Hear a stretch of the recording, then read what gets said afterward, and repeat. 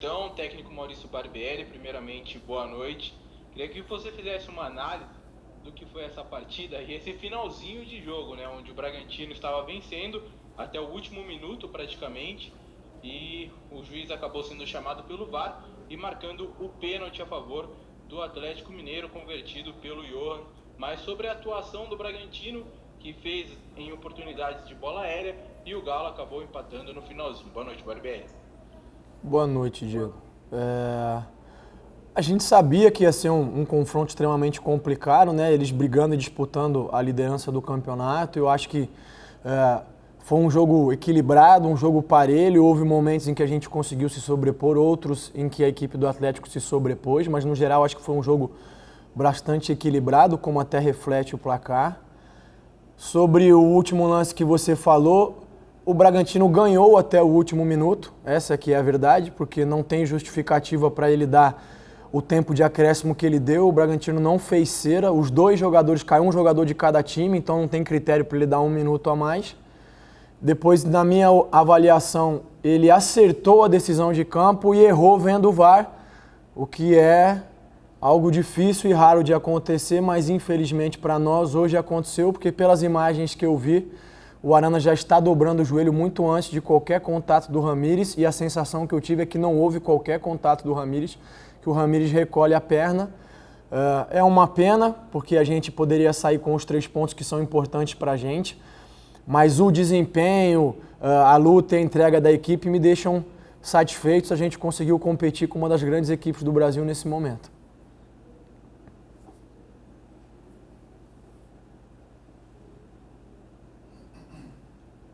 Loredo, pode ir. Oi, tá me ouvindo, Maurício? Boa noite. Boa noite, Loredo. Estou ouvindo sim. Eu quero que você fale, hoje não foi um time com tantas finalizações igual em outros jogos, mas talvez um time mais cirúrgico, porque quando chegou foi decisivo, tanto é que marcou 2 gols. Queria que você falasse um pouco disso, se foi pela postura do adversário, até a marcação, da forma que o adversário jogou. A gente tem que reconhecer que um ponto diante do Atlético Mineiro é sim muito importante, apesar de lamentar que a equipe estava com a vitória muito próxima. E daí já emendando também que você fale, principalmente na hora que você fez aquela entrada do zagueiro, do Liger, com a saída do Everton também, a gente percebe que você fortaleceu aquele setor esquerdo do ataque do Atlético, porque ali vinha Arana, vinha Keno, e daí o Ortiz também foi ali, enfim, você enxergando o jogo do lado de fora como uma maneira também de tentar neutralizar isso. Então eu queria que você falasse um pouco dessas mudanças, para o torcedor entender um pouco, e daí dessa questão do time hoje não ter finalizado tanto, mas ter conseguido marcar 2 gols. Eu acho que, primeiro, boa noite novamente, né? Eu acho que o fato da gente não ter conseguido um número tão alto de finalizações, claro, é mérito do adversário, impôs dificuldade pra gente, tentou pressionar muito a nossa saída também. Houve um momento do jogo, especialmente no segundo tempo, em que eles estavam criando oportunidades só em erros nossos ali de saída, ali atrás, que a gente não estava conseguindo encaixar. A gente precisou verticalizar mais um pouco o jogo. Ficou um jogo muito tático, né? Não ficou um jogo tão aberto, mesmo eles tendo um número maior de finalizações. E número de finalizações no gol, pelo que eu pude ver dos números, foi igual, né? 6 para cada lado. E até em grandes chances criadas, nós tivemos uma a mais, que foi a com o Morato no final ali. Ele chutou e o Everson fez a defesa, a gente teve a possibilidade de fazer o 3º gol. Em relação às trocas e à mexida que você falou, realmente eles exploraram muito o jogo todo, aquele setor esquerdo deles e direito nosso, né? O Everton é um jogador que há muito tempo não jogava 90 minutos, então a gente entendeu que ele estava perdendo um pouquinho de intensidade e agressividade. Não é novidade para ninguém, a gente estava sem uma outra opção na lateral direita, então a ideia foi colocar o Ortiz, que é um zagueiro que tem velocidade, tem boa recuperação, para poder preencher mais aquele setor ali. A gente trouxe o Liger como zagueiro, acabou até trocando o Coelho de lado, que tem uma característica de marcar um pouquinho mais do que o próprio Tubarão, para tentar fortalecer, e eu acho que a gente conseguiu bem, mas infelizmente houve esse pênalti no final aí. Eu acho que faz parte, os erros acontecem, como a gente fala, eu sei que as pessoas trabalham para minimizar, o que a gente não entende é a escolha de um árbitro categoria AB para um jogo desse tamanho. Na minha opinião, teria que ser um árbitro FIFA, nada contra o árbitro pessoalmente, mas é um jogo que está valendo aí, pode decidir o campeonato, né, em termos de pontuação. Eu acho que deveria haver um outro critério para a escala do árbitro, porque, na minha opinião, ele se equivocou tanto no acréscimo como na decisão que ele tomou. Rodrigo Seixas, Correio de Atibaia. Hoje o Bragantino é o 7º colocado no segundo turno. Pegou 3 adversários muito fortes nessa sequência, né? O Palmeiras, o São Paulo e o Atlético, e se saiu bem contra eles.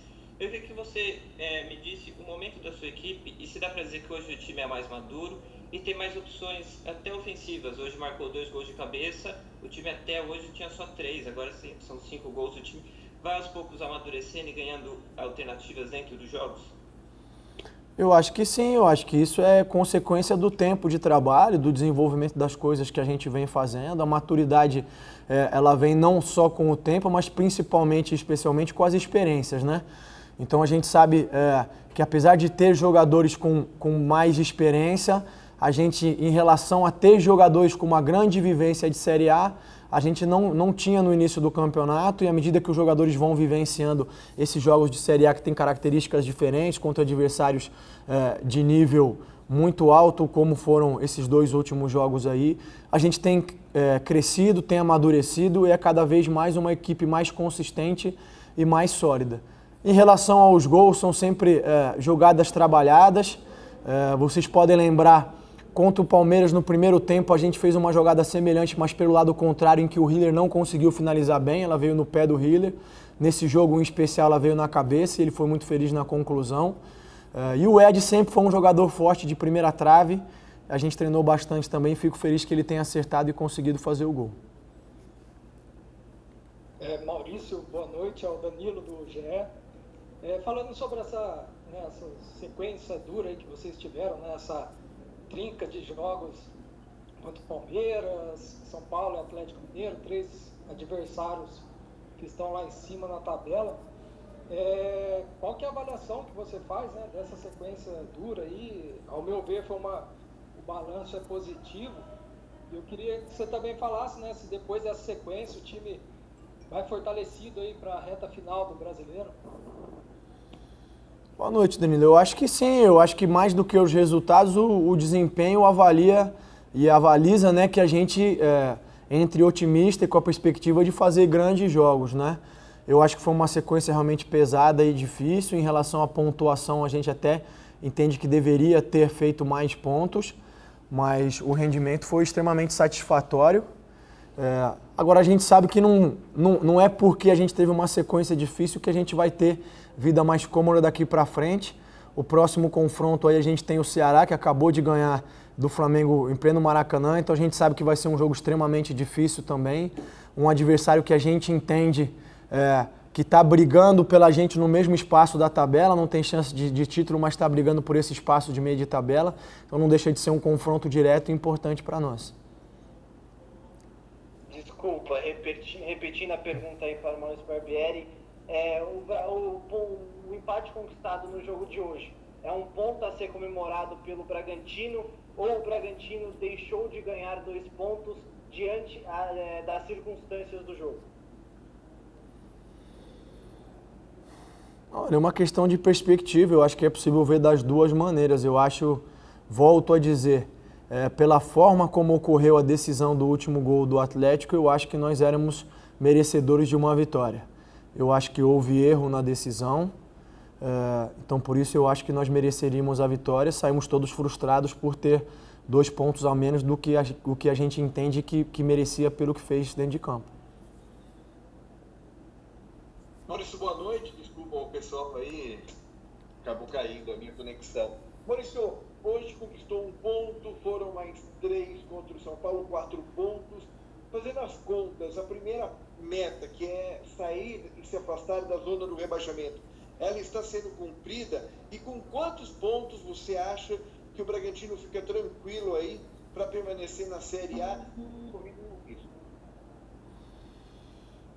Olha, a gente sabe que ainda não está livre dessa zona incômoda. Todo ponto que a gente faz, né, especialmente quando consegue fazer os 3, nos afasta mais, nos aproxima mais de um meio de tabela. Eu acho que a gente vem trabalhando com os dois objetivos de forma concomitante, né? Cada vez que a gente consegue pontuar, a gente nos afasta dessa zona incômoda e se aproxima mais de uma posição de Sul-Americana que cada vez mais passa a ser um objetivo palpável e concreto, né?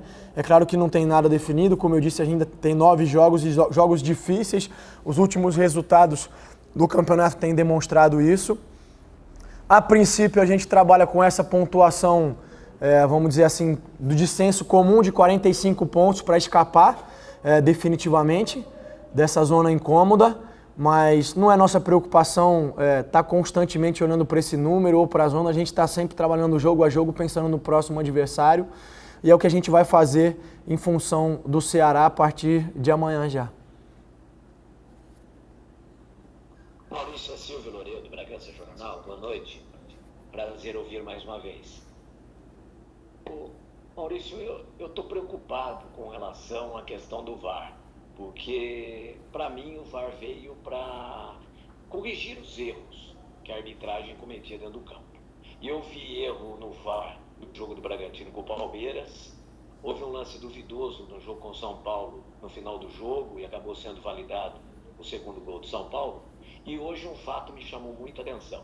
Assistindo o jogo pela televisão, a imagem da câmera do chão, que atrás do árbitro, é clara e mostra o árbitro mandando o jogo seguir.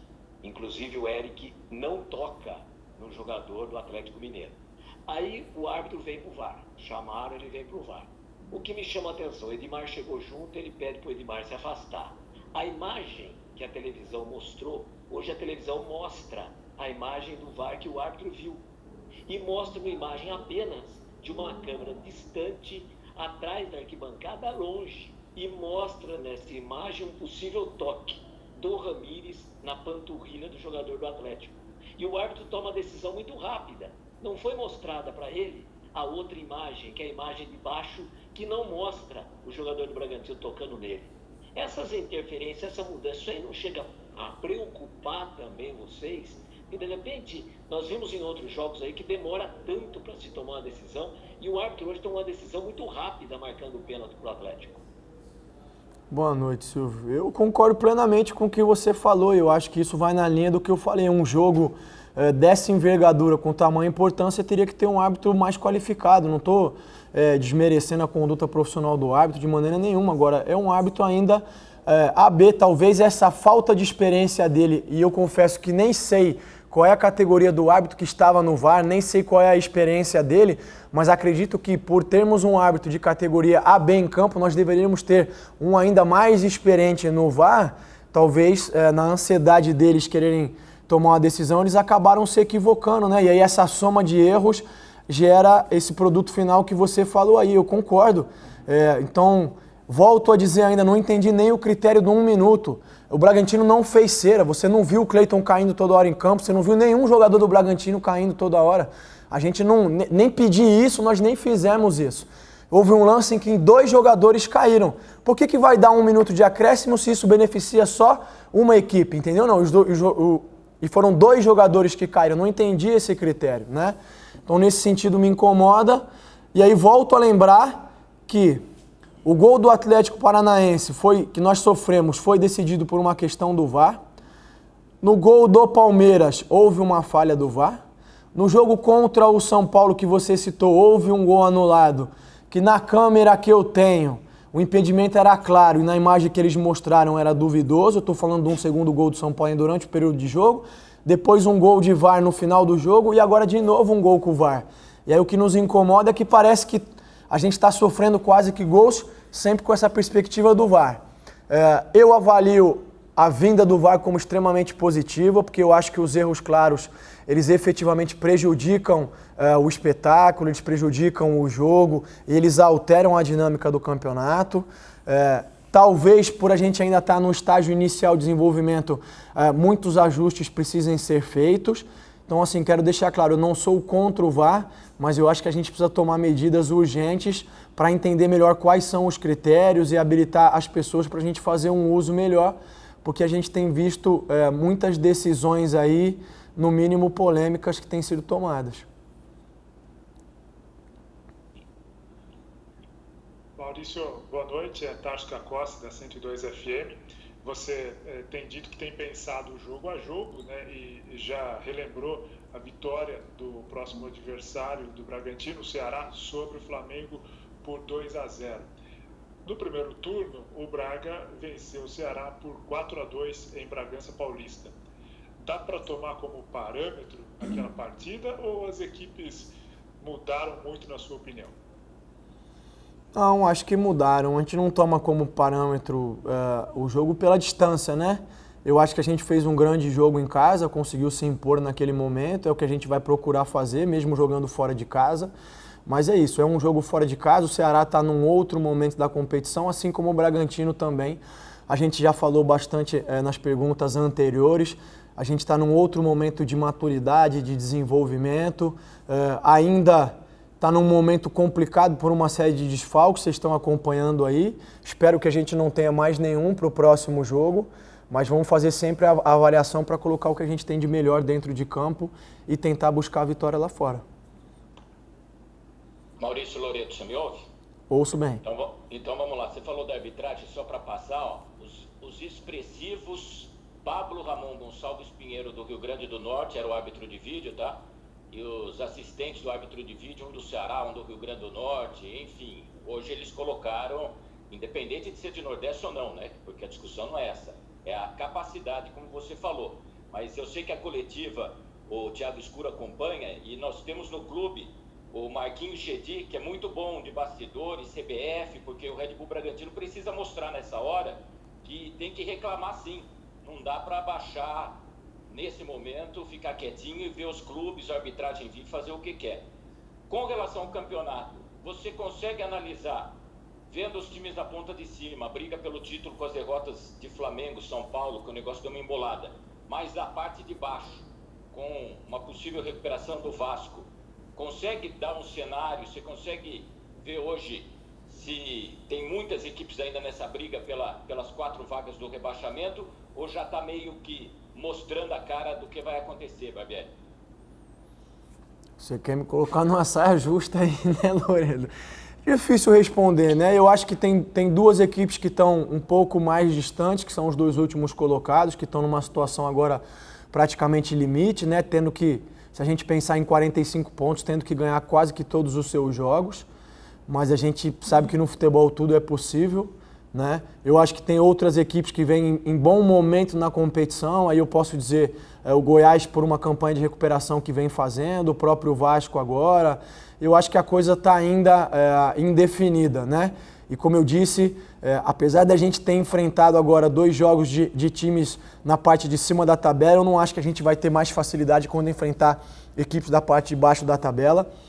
São jogos com característica diferente, mas também são jogos muito complicados, né? Eu fico feliz pelo desempenho que a gente teve contra essas equipes da parte de cima. A gente ainda tem mais alguns confrontos contra equipes como o Grêmio, como o próprio Inter, que passa a ser cada vez mais um candidato forte ao título também. Então é manter os pés no chão, continuar com o foco no jogo a jogo e preocupado essencialmente no nosso desenvolvimento como equipe. Rodrigo Seixas, Correio de Atibaia. Eu lembro que no primeiro turno, quando você enfrentou o Atlético, você usou uma linha de 5 na defesa, recuando o Hiller. Eu queria saber hoje por que você não fez isso. Hoje o time atua um pouco diferente. E sobre o sistema defensivo, você falou que o começo do segundo tempo foi mais complicado. O que você fez para melhorar um pouco isso a partir da metade do segundo tempo? Que acho que depois que a sua equipe marcou um gol, a defesa acabou melhorando e o gol acabou saindo só porque teve o pênalti. Era um momento distinto da competição. O próprio Atlético vinha numa outra dinâmica de goleadas seguidas contra todos os adversários, vinha num momento muito bom. Eu tinha chegado ao clube, acho que há menos de uma semana, porque se eu não me engano nós jogamos contra o Palmeiras domingo, São Paulo na quarta e depois foi o Atlético no Mineirão domingo, né? Então a gente tentou fazer os ajustes em função do tempo hábil que a gente tinha para trabalhar, né? Eu já toquei nesse ponto em alguns momentos. Sempre existe mais de uma solução para um mesmo problema e eu acho que a sabedoria está em tentar escolher a solução em que é possível aplicar as coisas, né? Então, naquele momento, a gente fez essa opção que você citou e fizemos um jogo parelho. Nós também tomamos um segundo gol numa bobeada nossa, acho que aos 43 ou 44 do segundo tempo. Até aquele momento a gente estava conseguindo fazer um jogo bastante equilibrado. Mas hoje a gente estava num outro momento, como o Red Bull Bragantino, o Atlético num outro momento. A gente fez outra opção e fez também um jogo de excelente nível, mas infelizmente não conseguimos a vitória que a gente almejava. Sobre a sua pergunta, eu respondi ela anteriormente, as trocas, colocamos o Ortiz, colocamos o Liger, em função das opções que a gente tinha, tentamos resguardar um pouco mais aquele setor esquerdo, puxar os contra-ataques com o Tubarão pelo lado esquerdo nosso, direito deles, e eu acho que a gente conseguiu fazer isso até de maneira positiva, tendo inclusive a chance do Morato, que a gente citou anteriormente, ali poderia ser o 3-1 e a gente acabar definindo o jogo. Maurício Silvio, para fechar da minha parte, nós não tivemos hoje contra o Atlético um jogo tão vistoso e tão intenso como foi aquele jogo contra o São Paulo. E a gente sabe que cada jogo é uma história e de repente as coisas não acontecem da mesma forma de um jogo para o outro. Tá? Mas taticamente sua equipe esteve muito bem dentro de campo. Eu queria que você dissesse, na sua visão, ali bem próximo dos jogadores, o que para você não funcionou ou não te agradou nesse empate com o Atlético Mineiro, se é que teve alguma coisa. Olha, Aurelio, como eu coloquei num outro momento, eu acho que foi um jogo de alternâncias de imposição, porque o Atlético é uma equipe muito bem trabalhada, com muitas variações, né? Tem vezes em que eles jogam com linha de 3 atrás, recuando um volante, tem vezes que eles fazem isso com um lateral, como foi com o Guga hoje, tem momentos em que eles escolhem 3 zagueiros, e todas essas diferentes dinâmicas também influenciam no posicionamento de meio campo e tudo. Eu acho que em alguns momentos a gente teve alguma dificuldade, mas a partir de uns 30 minutos do primeiro tempo a gente conseguiu fazer os ajustes ali mesmo na beirada do campo, encaixar a marcação, tanto é que a gente se sobressaiu e conseguiu fazer o gol. Eu acho que no segundo tempo, especialmente pela intensidade que eles colocaram na nossa saída, a gente estava errando um pouquinho demais e começou a perder bolas que trouxeram eles de novo para o jogo. Tanto é que a gente acaba tomando o gol ali de empate, né? Mas depois a gente conseguiu botar a bola no chão, conseguiu criar as oportunidades, independente do gol ter saído numa bola parada de escanteio, conseguiu chegar mais, conseguiu circular a área. A única coisa que talvez eu me lamente, eu acho que no final do jogo faltou a gente talvez ter um pouquinho mais de maturidade, conseguir ficar um pouco mais com a bola. Em relação à intensidade, a gente não pode esquecer que choveu muito. Apesar do campo ter uma drenagem maravilhosa, o campo fica mais pesado, os jogadores fazem mais força para correr e eu acho que isso de alguma maneira mexeu com a intensidade das duas equipes, né? Não foi um jogo tão vistoso como você frisou bem, mas foi um jogo extremamente tático, um jogo extremamente bem disputado. Valeu, pessoal. Obrigado, Maurício. Já manda a programação para vocês.